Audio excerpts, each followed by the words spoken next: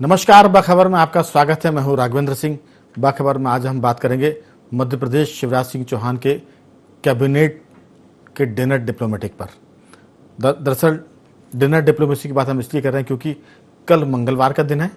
Madhya Pradesh cabinet की बैठक मंगलवार को नियत होती है और इसके बाद मुख्यमंत्री अपने मंत्रियों से बातचीत करेंगे, उनके परफॉर्मेंस पर बातचीत होगी और इस बीच में ये भी चर्चा है कि कुछ दिनों के भीतर गुजरात चुनाव के नतीजे आने के बाद शायद मंत्रिमंडल में विस्तार भी हो और विस्तार के साथ साथ परफॉर्मेंस के हिसाब से मंत्रियों के कद में काटछांट हो सकती है। जिन्होंने अच्छा काम किया वो राज्य मंत्री पदोन्नत हो सकते हैं और जो कैबिनेट मंत्री बेहतर काम कर रहे हैं उनको महत्वपूर्ण महकमे भी दिए जा सकते हैं। इसकी चर्चा बहुत जोरों से है कि आखिर सरकार के परफॉर्मेंस पर किन मंत्रियों को क्या जिम्मेदारी दी जाएगी, विभाग बदले जाएंगे, नहीं बदले जाएंगे, ये डिनर पॉलिटिक्स पर तय होगा।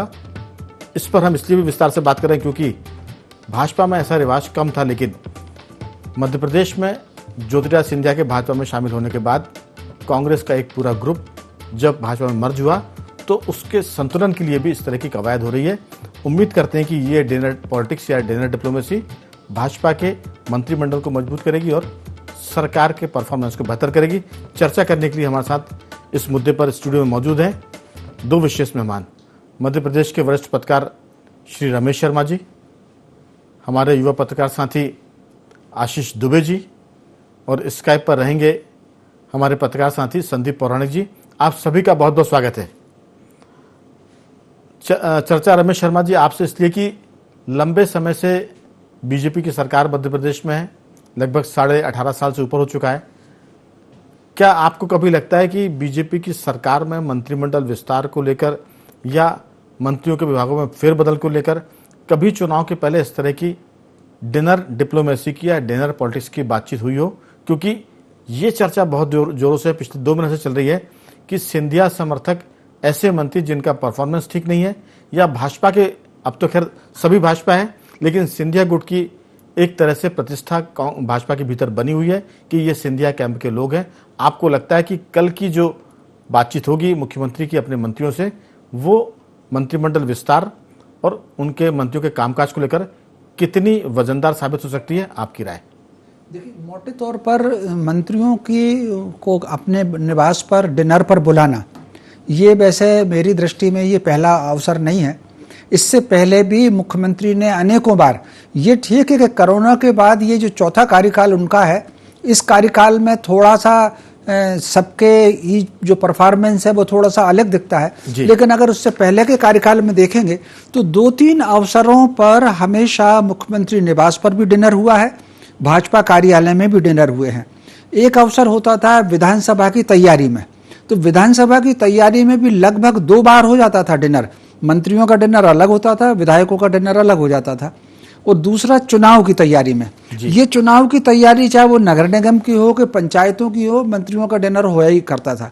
या कुछ और ऐसा बड़ा इवेंट, मान लीजिए प्रधानमंत्री आने वाले हैं या कुछ और है, तब भी डिनर होता रहता था। मैं समझता हूँ साल में 5-6 डिनर मंत्रियों के हो जाया करते थे। तो इस बार भी अभी ये जो डिनर है, ये मैं समझता हूँ 2-3 बातों को लेकर के इसमें होना चाहिए। जैसा कि आप अगर देखें मुख्यमंत्री का जो मूड है इस वक्त और पूरे भाजपा संगठन का जो मूड है वो बिल्कुल चुनाव की तैयारी में है। तो मोटे तौर पर मैं समझता हूँ इस डिनर में एक चर्चा ये हो सकती है कि सारे मंत्री अपने विधायकों को विश्वास में लेकर के चलें, क्योंकि विधानसभा के शीतकालीन सत्र की भी बातचीत हो रही। तो ऐसी स्थिति में विधानसभा के सत्र की भी बातचीत हो रही है और विधायकों के विश्वास की भी बातचीत हो रही है। कई विधायक ऐसे हैं जो अपने प्रभारी मंत्री से या जिले के मंत्रियों से उनको शिकायतें हैं। बहुत संभावना है कि इस डिनर के माध्यम से उन सारी शिकायतों पर मंत्रियों को अपना परफॉर्मेंस बढ़ाने पर, परफॉर्मेंस दोनों तरीके का, परफॉर्मेंस मंत्रालय में भी और परफॉर्मेंस कार्यकर्ताओं के बीच भी, मैं समझता हूँ ये डिनर का उद्देश्य ये हो सकता है। और क्या इसमें कुछ मंत्रियों की विदाई की बात भी हो सकती है? हालांकि मंत्रियों की विदाई कोई इस तरह की बैठक में नहीं होती है, वो तो अलग खाने में होती है और बहुत ही गुप्त स्तर पर होती है, लेकिन हो सकता है कि इस बात के संकेत भी दे दिए जाएं कि जिसका परफॉर्मेंस ठीक नहीं है उनको अल्टीमेटम मिल जाए कि आप 2 महीने 4 महीने में कामकाज ठीक करें, अगर नहीं करेंगे तो फिर सरकार या संगठन आपके बारे में विचार करेगा। ये बात बिल्कुल ठीक है। मुख्यमंत्री ऐसी चेतावनी तो कई बार देते हैं तो जिनका परफॉर्मेंस नहीं होगा उनका या तो विभाग बदलेंगे या उनको बदल देंगे। लेकिन इस तरह की बैठकों में किसकी छुट्टी होगी और कौन नया आएगा वो इसमें चर्चा नहीं होती, वो 1-to-1 में होती है।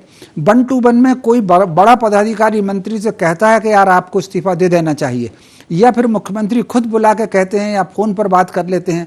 और अगर कोई बहुत वरिष्ठ मंत्री है तो कई बार मुख्यमंत्री उनके घर जाके कहते हैं कि भाई आप त्यागपत्र दे दीजिए, या कोई राष्ट्रीय स्तर का बड़ा अधिकारी उनको कहता है कि आप त्यागपत्र दे दीजिए। ये अपन ने देखा है जिन दोनों बाबूलाल गौर जी का त्यागपत्र हुआ था, या वो होशंगाबाद जो थे सरताज सिंह जी उनका त्यागपत्र हुआ था, तो उस वक्त सारी की सारी ये सारी बातें हुई थी।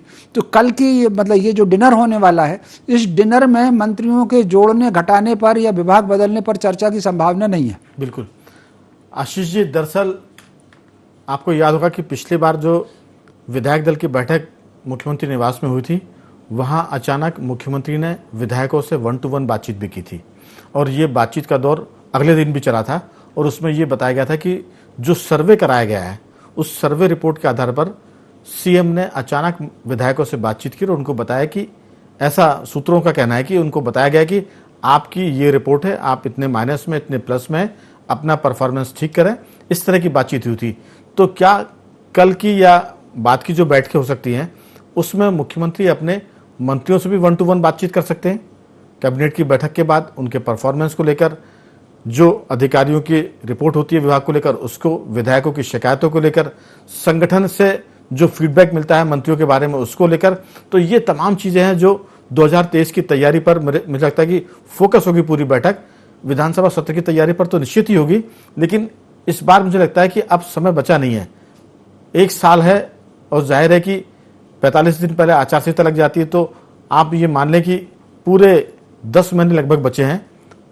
पार्टियां और सरकार दोनों चुनाव के मोड पर है। खुद मुख्यमंत्री इतने दौरे कर रहे हैं, इतनी जनता से संवाद कर रहे हैं। पिछले दिनों उन्होंने बैतूल, मंडला, डिंडोरी यहाँ के दौरे किए और अधिकारियों को जिस ढंग से उन्होंने फटकार लगाई और जिस ढंग से उनका एक तरह से सीधा निलंबन किया मंच से, आपको लगता है कि कल की जो बातचीत है वो बहुत महत्वपूर्ण होने वाली है? जी हाँ, बिल्कुल महत्वपूर्ण होने वाली है कि गुजरात चुनाव के नतीजों के पहले हो रही है, एग्जिट पोल के नतीजों के बाद हो रही है, और मध्य प्रदेश में जैसा कि है कि 10 साढ़े 10 महीने बचते हैं। तो अगर मुख्यमंत्री कैबिनेट का अपना फेरबदल या विस्तार कुछ करना चाहते हैं तो इसके बाद फिर उनके पास समय नहीं होगा, और फिर वो जो विस्तार होगा वो सिर्फ एक रस्मी होगा, खाना पूर्ति होगा, और उसमें जो मंत्री नए आएंगे वो बुरी तरह से अपेक्षाओं से घिर जाते हैं। अक्सर हमने देखा जाता है जो आखिरी वक्त पे नया मंत्री बनता है उसके लिए फिर चुनाव में बड़ी मुश्किल होने लगती हैं। तो ये सब सारी चीजों के तहत आखिरी वक्त पर जो मंत्री बनते हैं उनकी विचारों की हार तो तय हो जाती है। बिल्कुल वही काम करने का अवसर होता नहीं है, अपेक्षा बहुत होती है नहीं है, और वो कार्यकर्ताओं की अपेक्षाओं को पूरा नहीं करते, तो वो एक तरह से बहुत जिसे कहते हैं ना असंतोष का शिकार हो जाते हैं।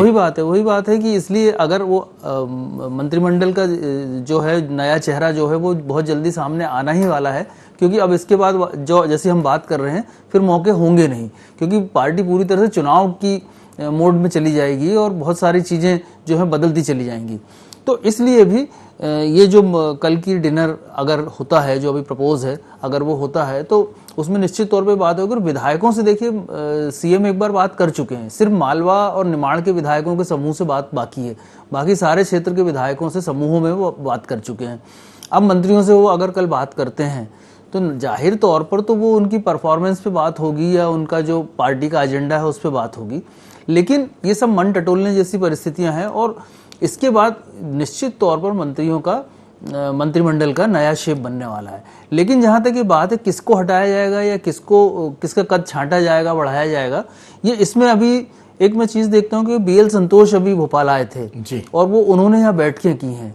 उनका आना इसलिए सिग्निफिकेंट है क्योंकि वो 1-2 मंत्रियों के घर भी गए थे और एक बहुत बड़े मंत्री के घर, गोपाल भार्गव के घर, उन्होंने डिनर भी किया है, जो सबसे वरिष्ठ कहलाते हैं उम्र और सब सारी चीज़ों को लेकर के, अनुभव को लेकर, चुनाव को लेकर। तो बहुत सारी बातें मैं ऐसा महसूस करता हूँ, और जो बातचीत चलती है उसमें कोई बहुत सारी चीज़ें बदलने वाली हैं। और इस बार भी जब कैबिनेट मुख्यमंत्री ने बनाई थी, जो बीजेपी कांग्रेस की सरकार गिरा के जब भी सरकार आई थी, तो उस कैबिनेट के बनाने में बहुत सारे चयन के मापदंड हुए थे। पहले 3-4 मंत्री बने थे, फिर बहुत समय बाद कुछ फेरबदल हुआ था, उस फेरबदल में भी पूरा मंत्रिमंडल बना था, तो उसमें भी बहुत सारे तकाजे रखे गए थे और ये साफ समझ आता था कि सिर्फ मुख्यमंत्री की ही पसंद नहीं चली है, उसमें केंद्रीय संगठन के हिसाब से भी और क्षेत्र के हिसाब से उन्होंने जमावट कराई हैं। तो ये सारी चीज़ें जो साफ इशारा करते हैं कल की बैठक के बाद बहुत सारी चीज़ें बदलेंगी और मुझे लगता है कि विधानसभा सत्र जैसे ही खत्म होगा, जो मध्य प्रदेश का शीतकालीन सत्र छोटा सा है, उसके बाद मुझे लगता है कि फेरबदल, क्योंकि आमतौर पर विधानसभा सत्र के बाद ही होता है, तो उसके बाद दिसंबर बीतते बीतते ये चीज़ें हो जाएंगी। बिल्कुल। संदीप जी, दरअसल पूरी सरकार में सिंधिया फैक्टर बहुत हावी है, क्योंकि सरकारी सिंधिया जी की वजह से बनी है। और जब सरकार बनी थी, जैसा आशीष जी ने भी कहा कि सरकार बनी तो सिर्फ 4 मंत्री बनाए गए थे शुरू में, और कुछ महीने बाद फिर मंत्रिमंडल का विस्तार हुआ था और उसमें बाकी सब चेहरे लिए गए और उसमें सिंधिया समर्थक वो तमाम मंत्री लिए गए थे जो कमलनाथ की सरकार में मंत्री हुआ करते थे। अब उसमें इक्का दुक्का मंत्री हार भी गए, लेकिन अब जो फेरबदल की बात हो रही है उसमें परफॉर्मेंस के हिसाब से बात हो रही है, पार्टी का फीडबैक उसमें काम करेगा, कार्यकर्ताओं का फीडबैक काम करेगा। सरकार और संगठन अब रिवाज हो गया कि एजेंसियों से भी फीडबैक लेती है कि किस मंत्री का कैसा फीडबैक है, करप्शन की स्थिति क्या है, कौन कितना बदनाम है। क्योंकि अब ये चुनावी साल शुरू हो गया है, मुख्यमंत्री बहुत एक्शन के मोड पर आ गए, बीजेपी का संगठन इलेक्शन के मोड पर आ ही चुका है और अब जो इस समय बदलाव होंगे वो बड़े निर्णायक होंगे। लेकिन इस बदलाव में जो नए मंत्री शपथ लेंगे, जो नए विधायक शपथ लेंगे, वो बड़े एक तरह से तलवार की धार पर रहेंगे। काम करने के अवसर कम बचेंगे, अपेक्षाएं ज़्यादा होंगी, परफॉर्म करना पड़ेगा। वो सिर्फ उनके भाग्य में ये रहता है कि वो बाद में पूर्व मंत्री कहलाते हैं, अभी विधायक कहलाते हैं। मंत्री ना बने तो शायद वो दोबारा जीत भी जाते हैं, लेकिन खतरे में बहुत होते हैं। आपकी राय कि इस पूरे संभावित फेरबदल पर, सिंधिया फैक्टर पर संगठन और सरकार किस ढंग से फैसले करेगी? क्योंकि सिंधिया के जो मंत्री हैं उनको लेकर पार्टी के भीतर बहुत सारी चर्चाएं हैं। आपकी राय?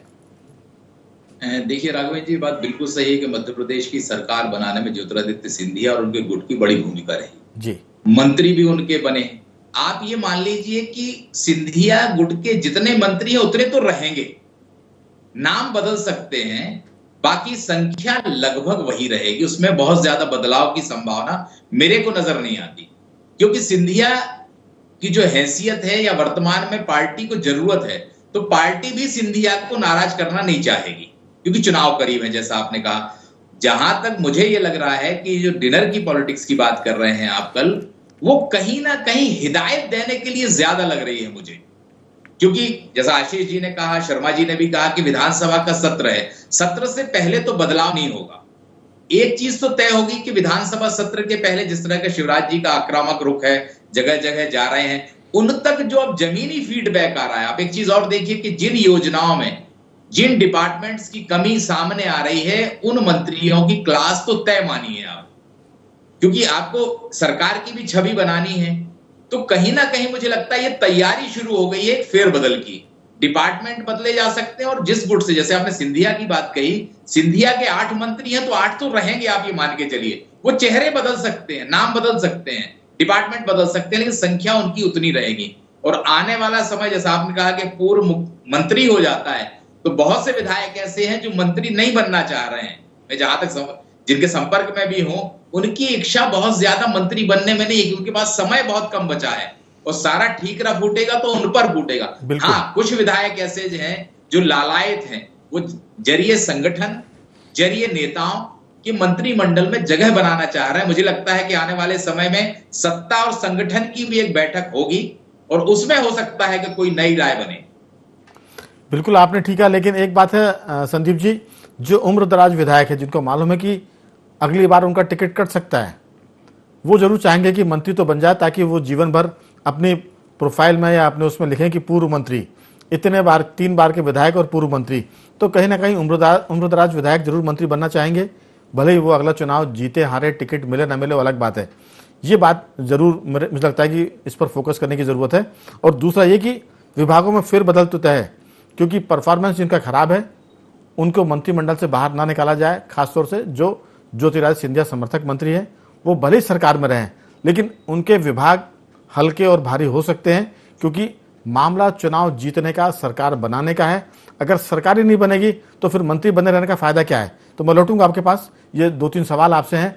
रमेश शर्मा जी, दरअसल विभागों में फेरबदल की बात तो बहुत दिनों से हो रही, क्योंकि मुख्यमंत्री के पास जो फीडबैक है, जो वो जनता से संवाद करते हैं, कई बार जिन मंत्रियों के महकमे के गड़बड़ियां उनको मिलती है वो सीधे कार्रवाई तो करते हैं, लेकिन जैसा संदीप जी बता रहे हैं कि 1-to-1 बातचीत में उनको हिदायतें भी दी जाती है, लेकिन अब लगता है कि हिदायत का वक्त निकल गया है, अब कार्रवाई का वक्त है। अगर आप सिर्फ हिदायत देते रहेंगे तो जनता इसके बाद आप कुछ भी करेंगे वो ये मान कर चलेगी कि चुनाव का वक्त है, इसलिए आप ये सब कड़ी कार्रवाई कर रहे हैं, वरना आपका तो मामला बहुत ढीला ढाला था। आपकी राय?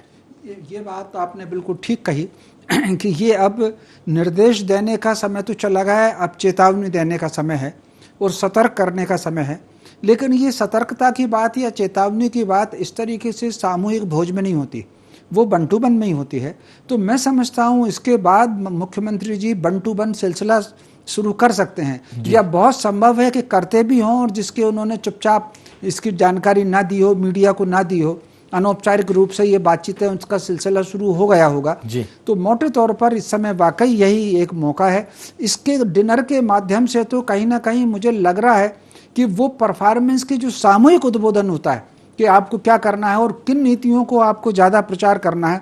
आपको अगर याद हो, पिछली 2018 के चुनाव से पहले 3-4 महीने पहले मुख्यमंत्री जी ने इसी तरह का डिनर दिया था जी, और उसमें मंत्रियों को उन्होंने कुछ टिप्स दी थी कि इन योजनाओं को आपको अपने अपने क्षेत्र में अधिक प्रचार करना है।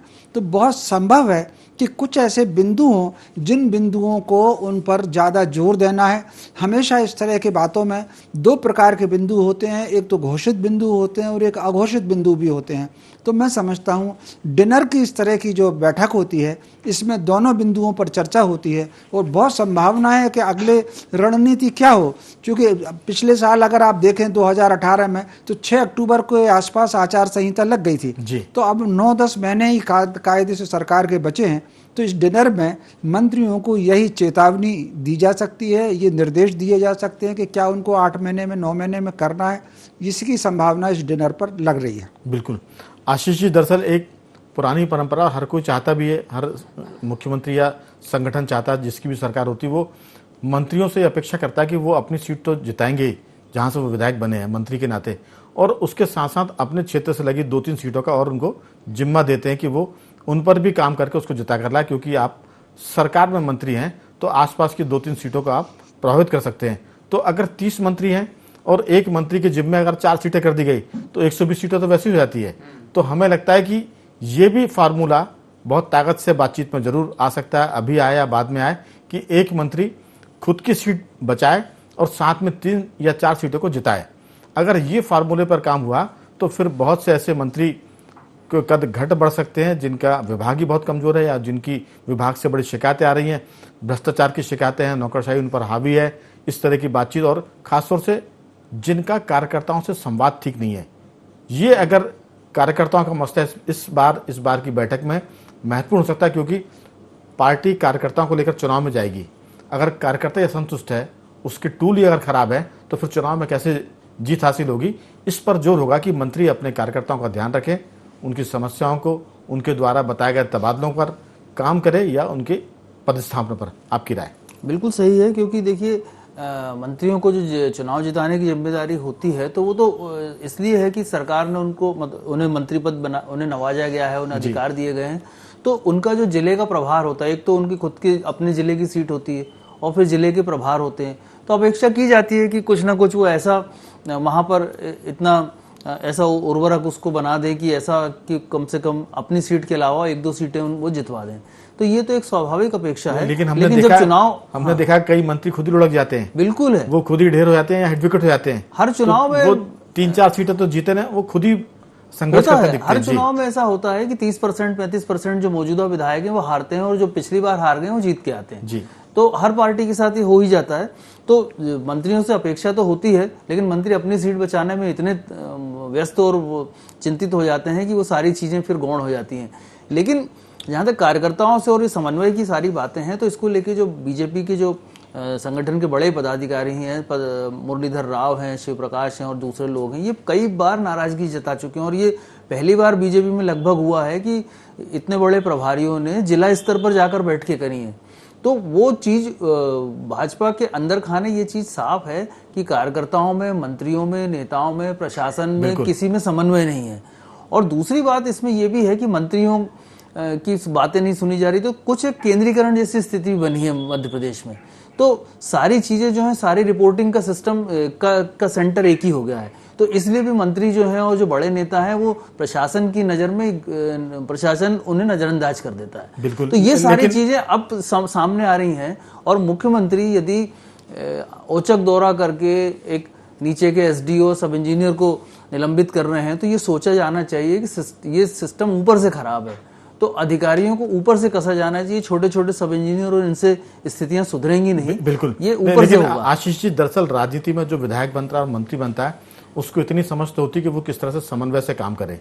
अगर उनका प्रिंसिपल सेक्रेटरी नहीं सुन रहा है तो उससे तालमेल बनाए, अगर सेक्रेटरी नहीं सुन रहा तो उससे तालमेल बनाए, और प्रभार के जिले में कलेक्टर एसपी नहीं सुनते, तो ये सरकार के प्रतिनिधि के रूप में अगर आप में इतनी योग्यता नहीं है कि आप सरकार चलाने के लिए, कार्यकर्ताओं की बात को पूरी मनवाने के लिए अधिकारियों को अगर आप हैंडल नहीं कर पा रहे हैं, तो ये आपकी अयोग्यता भी है, और फिर ये पार्टी को गड्ढे में ले जाने वाली बात भी है।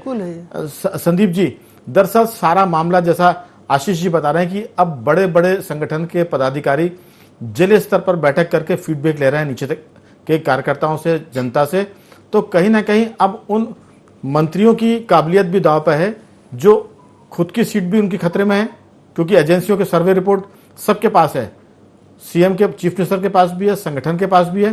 तो अब हमें लगता है कि पानी सर के ऊपर जाने वाला है, हिदायतों से काम नहीं चलेगा। चेतावनियां भी मेरे ख्याल से दिसंबर के महीने में खत्म हो जाएंगी, और जो सरकार को फेरबदल करना होगा पदों में, मंत्रियों को हटाने में, नए को लाने में, ये वो टाइम आ गया है। इस बैठक के बाद उम्मीद लगती है कि अगर कुछ बदलाव होगा तो दिसंबर का महीना इसके लिए मुफीद लगता है। आपकी राय? राघवेंद्र जी, बिल्कुल बात सही है। मुख्यमंत्री जी पहले भी, आपको याद होगा, पिछले महीनों में मंत्रियों के साथ 1-to-1 बैठक कर चुके हैं जी। संगठन भी मंत्रियों की क्लास ले चुका है। कुल मिलाकर के सरकार और संगठन के पास वो रिपोर्ट है। जहां तक आपने बड़े पदाधिकारियों की बात, स्वाभाविक सी बात है, संगठन के बड़े पदाधिकारियों की जिम्मेदारी है कि राज्य में सरकार की वापसी हो। सरकार के बैठे हुए नुमाइंदे भोपाल में और संगठन के बैठे हुए नुमाइंदे सच तो बताएंगे नहीं बड़े पदाधिकारियों को। जब आप जमीन में जाएंगे तभी आपको पता चलेगा कि वाकई में हकीकत क्या है, कार्यकर्ताओं की समस्याएं क्या हैं। तो संगठन उन चीजों को, या संगठन के जो बड़े पदाधिकारी हैं, वो जमीन पर जाके चीजों को समझ रहे हैं। और जहां तक आपने मंत्रिमंडल में फेरबदल की या बदलाव की बात कही है, राघवेंद्र जी, बीजेपी हमेशा से ही सामूहिक तौर पर फैसला लेती है। कांग्रेस नहीं है कि मुख्यमंत्री अकेला फैसला ले लेगा। मुझे लगता है कि ये मुख्यमंत्री की मंत्रियों के साथ बैठक तो हो सकती है, 1-to-1 चर्चा तो हो सकती है, लेकिन अंतिम जो लिस्ट बनती है वो सत्ता और संगठन के साथ बड़े पदाधिकारी बैठ के अंतिम फैसला करते हैं, मुझे ऐसा लगता है। नहीं, हम ये कह भी नहीं रहे कि मुख्यमंत्री बदलेंगे किसी को। हमारा कहना है कि मुख्यमंत्री जो फीडबैक मिला है उस पर बात करेंगे, और कहीं ना कहीं ये निर्देश भी देंगे कि आपकी कुर्सी या आपका विभाग खतरे में है। लेकिन ये सही है कि फैसले सामूहिक होते हैं, लेकिन मुख्यमंत्री 4 बार के मुख्यमंत्री है, बहुत तजुर्बा उनको हो गया है, तो कई बार चीजें ऐसी होती है कि मुख्यमंत्री के कहने पर भी संगठन उस पर सहमत होगा। तो कुल मिलाकर कल जो बैठक संभावित है, डिनर मुख्यमंत्री के साथ मंत्रियों का, वो बहुत सारी चीजों को क्लियर करेगा, और उम्मीद करते हैं कि कल के बाद मध्य प्रदेश सरकार में किसका आना होगा, किसका जाना होगा, कौन मंत्री बनेगा, किसके विभाग बदलेंगे, ये बहुत कुछ क्लियर हो जाएगा। तो बखबर में सिर्फ इतना ही था। तीनों मेहमानों का मैं धन्यवाद करूंगा, संदीप जी आपका भी, रमेश जी आपका भी, और आशीष दुबे जी आपका भी बहुत बहुत साधुवाद कि आपने चर्चा में हिस्सा लिया। आप बने रहिए हमारे साथ और देखते रहिए IND24।